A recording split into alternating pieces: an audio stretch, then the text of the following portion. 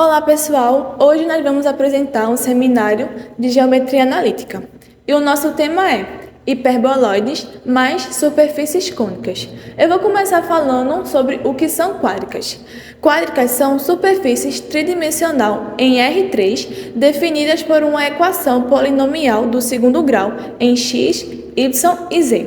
E aqui são alguns dos tipos de quádricas, que são hiperboloide de uma folha, hiperboloide de duas folhas e o cone elíptico. E eu vou falar um pouquinho sobre o cone elíptico. O cone elíptico é uma superfície tridimensional de formato cônico, duplo e infinito. E aqui tem alguns elementos que o cone elíptico possui, que é a base, a vértice, a altura, o eixo e a geratriz. E aqui é a equação canônica de um cone elíptico. Essa equação pode variar dependendo de onde é o seu centro de simetria. Aqui é o primeiro, que é y elevado ao quadrado sobre b ao quadrado mais z ao quadrado sobre c ao quadrado igual a x ao quadrado sobre a ao quadrado. Essa equação se encontra no eixo de simetria x. E aqui na segunda é x ao quadrado sobre a ao quadrado mais z ao quadrado sobre c ao quadrado igual a y ao quadrado sobre b ao quadrado, que se encontra no eixo y. E aqui é o do eixo z, que é x ao quadrado sobre a ao quadrado mais y ao quadrado sobre b ao quadrado igual a z ao quadrado sobre c ao quadrado, no eixo x. E a observação é que o A, B e C são uma constante que definem a abertura e o formato da superfície do cone. Dando continuidade, agora eu vou estar falando para vocês sobre a hipérbole, que se dá esse nome pelo fato de que suas seções planas são frequentemente hipérboles, além de elipses, e em alguns casos também podem ser retas. O que significa que quando são feitos cortes na hipérbole cortes por planos, podemos observar elipses quando é feito na horizontal, e quando é feito na vertical, podemos observar hipérboles. Por isso é dado esse nome. Dando continuidade, agora eu vou mostrar para vocês a equação. E essa equação que eu vou estar mostrando para vocês é da hiperboloide de uma folha, que também foi a que eu fiz representação gráfica no quadro anterior. E aqui está, cada uma delas são essas três, e a única diferença, se notarmos, é o sinal de negativo, que vai mudando em cada eixo.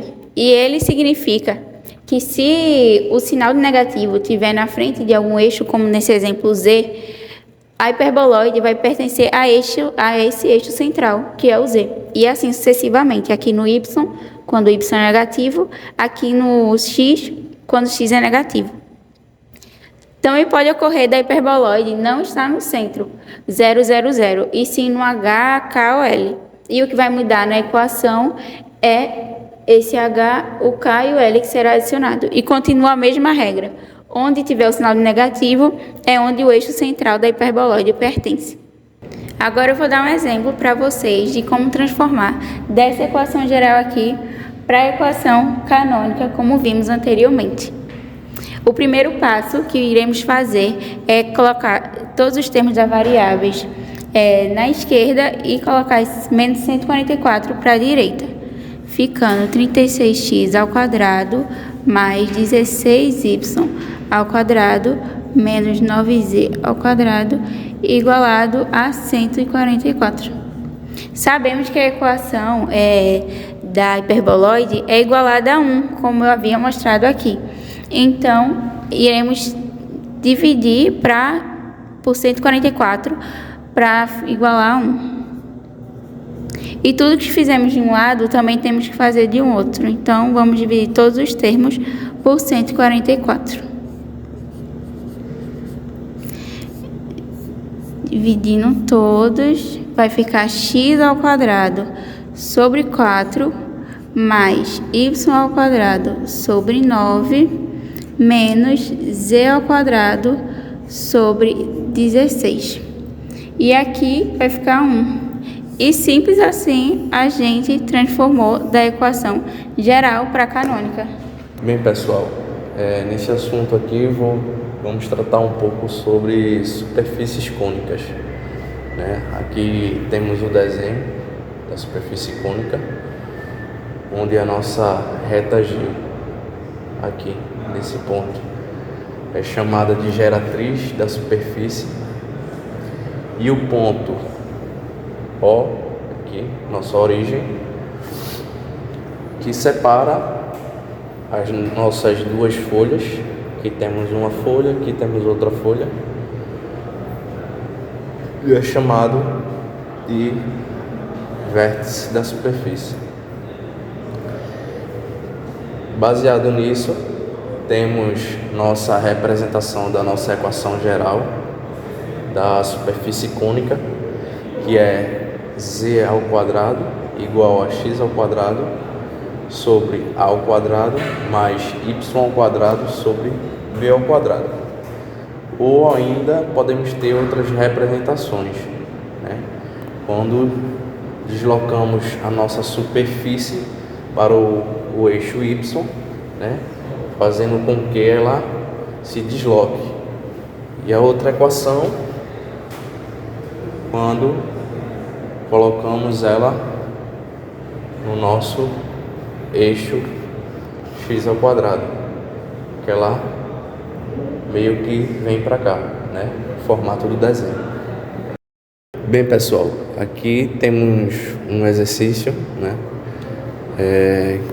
Que vamos identificar e representar graficamente as superfícies expressas pelas equações nos intervalos dados, né?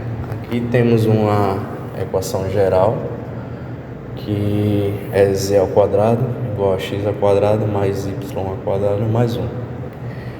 Então, para a gente deixar nossa equação na base da superfície cônica, né, a gente vai ter que jogar o nosso z ao quadrado no outro lado da igualdade. Então vai ficar x ao quadrado mais y ao quadrado igual a z ao quadrado menos 1, que mudou o sinal. Aí a gente vai ter só uma solução, porque aqui é menos 1, nosso z. Então, nossa identificação do z no nosso plano vai ter que ser z maior ou igual a 1, porque tem que ter um intervalo.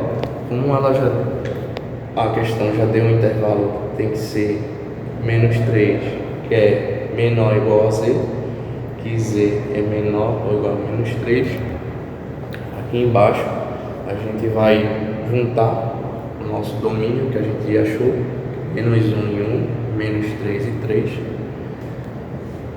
Com esse resultado aqui, a gente já obtém os nossos pontos, nossas coordenadas.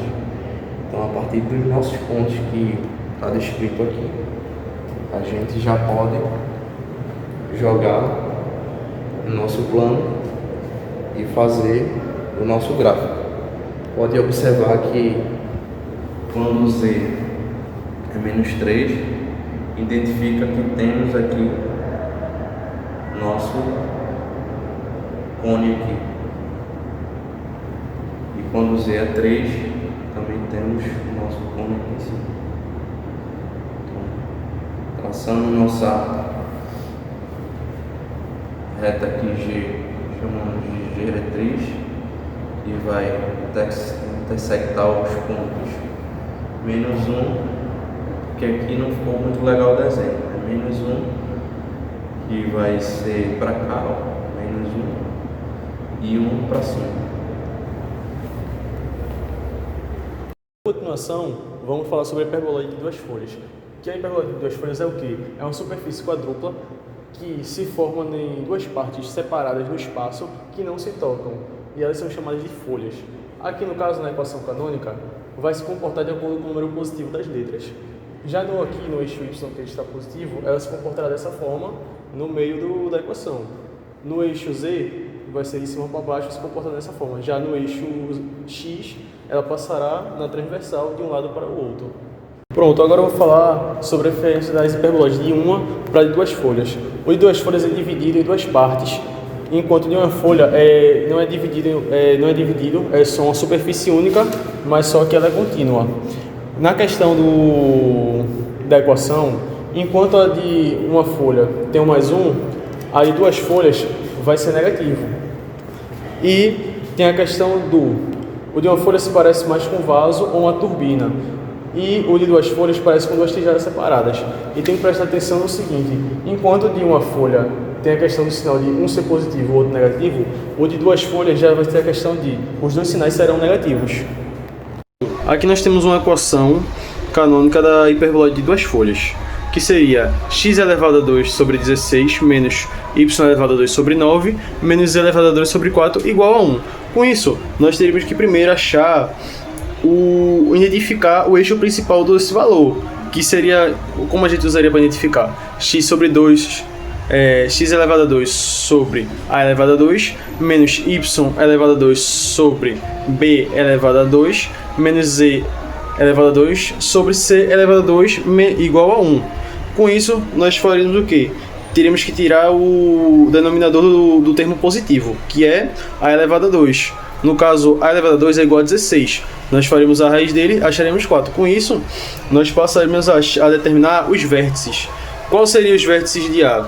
Então, nós acharíamos o vértice 1, que é 4, 0 e 0, e o vértice 2, que é menos 4, 0 e 0. Com isso, nós já iríamos calcular o quê? Calcular a distância mínima, que seria dada por d mínimo, igual a x v1 menos x v2, e ficaria com os traços exemplificando que isso que são os vértices. Aí com isso nós faríamos aqui 4 menos sobre a evidência menos 4, tiraria o menos 4 de evidência, tornaria ele positivo, 4 mais 4 se tornaria 8. Então a mínima distância seria 8. Com essa resolução nós tiraríamos o que? A alternativa da distância mínima é sempre 2A, que seria o que? A distância mínima igual a 2 vezes A igual a 2 vezes 4, que seriam 8 unidades.